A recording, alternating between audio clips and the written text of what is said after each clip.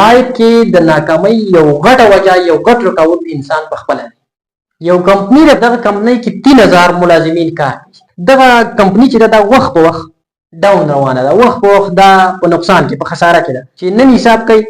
یاره دومره لکه روپۍ تاوان وکړو چې هفته پس بیا حساب کوي دغه ډیر تاوان کوي میاشت پس بیا حساب کوي ډیر تاوان کوي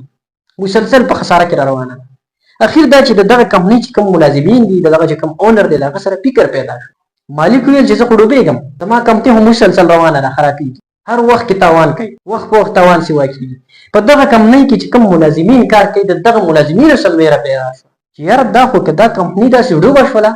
زمونږ خو ملازمت زمونږ خو نوکري لاړه زمونږ خو رزق د دې نوکرۍ نه دی د هغوی سره ویره پیدا شوله اوس دغه مالک چې دی دغه کوم ملازمین چې په دې کې دي نو دوی یو پروګرام را جوړ کړ د دې لپاره چې موږ مسلې حل راوباسو دا زمونږ کمپنۍ ولې ډاون روانه ده ولې په خساره کې روانه ده ولې دومره نقصان کیږي نو دغه یو پروګرام را جوړ کړ په دغه پروګرام کې دیو ایکسپرټ کسان راغوښتل غټ غټ بزنسمنان کاروباریان هغه شانت کې ماهرین استادان غټ غټ خلک راغوښتل هغوی ته ویل چې یاره څه مسله کېدلی شي زموږ کمپنۍ وخت په وخت ډاون روانه ده هېڅ حل راونه وتل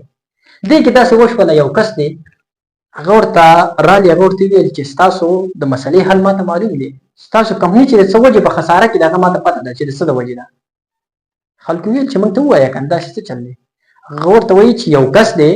چې د هغه د وجې نه ستاسو د کمپنۍ ته غټ نقصان کېږي د هغه د وجې نه ستاسو کمپنۍ په خساره کې روانه ده ټولو ویل څوک دی راته راوښیه نو هغه ورته وایي چې کس درته درښیم خو یو د خوشحالۍ زیری دا دی چې کوم کس د وجې ستاسو کمپنۍ په خساره کې وه تاوان به کولو هغه کس چې دی نو هغه نن وفات شو عمل خلک نور هم ډېر زیات خوشحاله شو چې زه دا خو غټ کار اوس شکر دی چې د کوم کس د وجې زمونږ کارخانه په خساره کې روانه وه هغه انسان نن مړ شو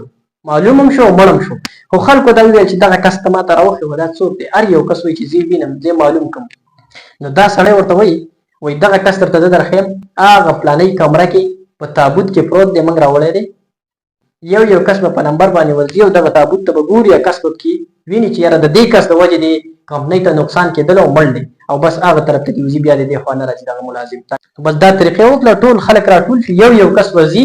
او دغه کمرې ته ورننوځي یو کس ورشي کمرې ته ورننوځي تابوت کې وګوري حیرانه شي اخوا وځي چې ښه دا د دې کس د وجې دا نقصان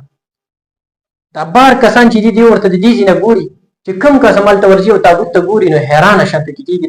نو یو کس ورشي هلته وګوري اخوا وځي بل کس ورشي اخر دا تاسو به وایي چې په دغه کې څوک په دغه تابوت کې هېڅوک هم نه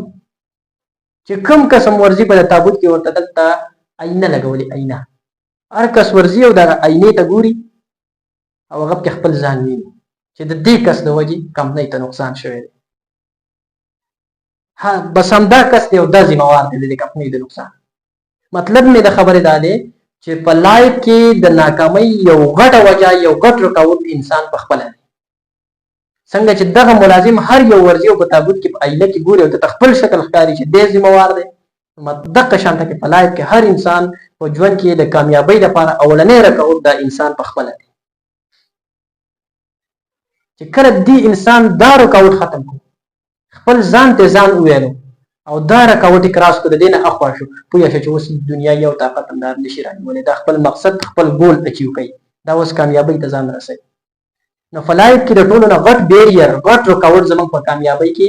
هغه انسان په خپله دی